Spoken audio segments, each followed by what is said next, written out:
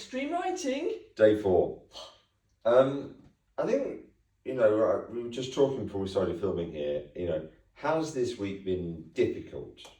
I use the word traumatic. Has it been that? No, I think it's we've run up against some of the rough edges that we know they're there, don't we? We have differences in our writing style and approaches, and obviously we were going to find those. Because I think, and I don't mean in any kind of like deep, weird psychological sense, but we've seen more of each other's personality this week. Well, we have, I'm writing a thing, and you go, why are you doing that? And I go, well, I do that because of this, and particularly you're writing a thing. And I think some of the subject material, is stuff that I don't mean you feel passionate about, but there's an emotion, there's an emotional aspect to the writing, and so does it show on my face? Shows in your fingers. Just like, yeah.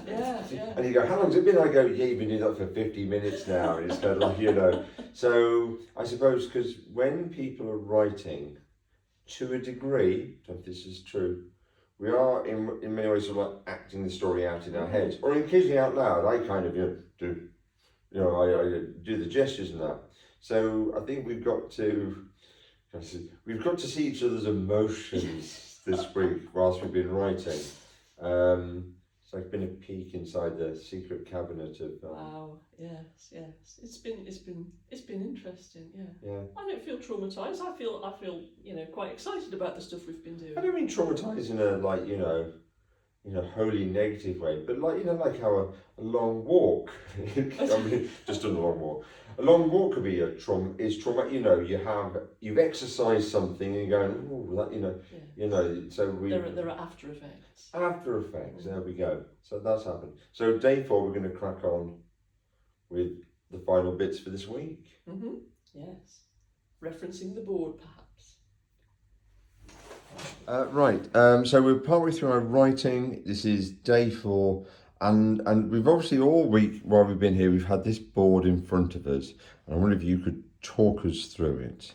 Well, I quite liked the idea that we would have a visual aid, because we're doing this, and we're doing it on camera. And it's only right that we should share visually some of the elements that we're using, some of the decisions that we're making as we approach the story. So we came up with the idea that we would have fuzzy felts, because fuzzy felts are amazing. So this here is a fuzzy felt board, and each of the white things that you can see has got a story element on it. And so we created them based on all of the things that we knew would be or could be in this first chunk of our novel. Right, now we've also got some here that are on here. Nicole has enough of men's boop. Daniel and friends can't believe Nicole is so bothered and so on. But we've put some to the side here. So we've got the ones for Ian and we've got the ones for Heidi. Yeah, as we've been writing, we've realised that we've covered some of these elements. So we have moved them to the side and we've, assigned them to the person that did it just for fun. I don't know why I've got so many. I'm quite certain that Ian's done more than me. But yes, it's nice that we both think the other person's done lots. So this is us keeping track of have we covered the story elements that we wanted to. And I suppose it's worth kind of like thinking about the fact that, because I'm a big planner, you're not such a big planner, or you're a discovery writer more than anything. Yeah. So this is sort of like an approach that's halfway between listing things out and not making plans. I mean, yes, I would never launch into a story without knowing anything. Oh God, no! Yeah, no, absolutely. Sorry. So we know a lot of things that are going to happen in this chunk, and we have written them down. And Ian has obviously in his brain got a plan. I've got less of a plan, but here they are, and we're taking them and putting them in the story. Excellent. So now what we're going to do is just finish off the chunks that we're doing this week. Yeah. And the story is maybe 16,000 words done. Yes, that's the idea.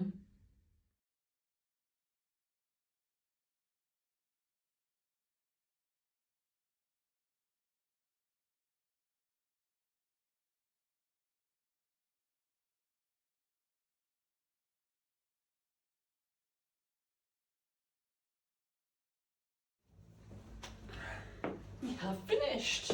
Yeah, so day 4 done. Yes, day 4. Come on then, because we have talked about when we did actually finish, but now we're on camera. How did we feel about the end of that? So today we have been writing some really exciting parts of the narrative. We've been getting to the whole, like, oh my god, we're into the thrust of the story now. So I think we were both very, very motivated to get all the words down. So that last hour, we had just like an hour Yeah. where we said we'll stop after an hour, and neither of us stopped after an hour. No, not at all. No, it's a good. So we're both very excited about it. So you talked about it as though it's almost like being competitive, not being competitive, but we were both working on the same thing together, side by side, which again is not what we usually do at all. But it felt like being actually locked into a thing. It's like, I am not stopping until it's the end. It was, yeah. So in what amounts to lots of 2-hour sessions, so 2 hours each, we wrote a total of somewhere between 5,000 and 6,000 words.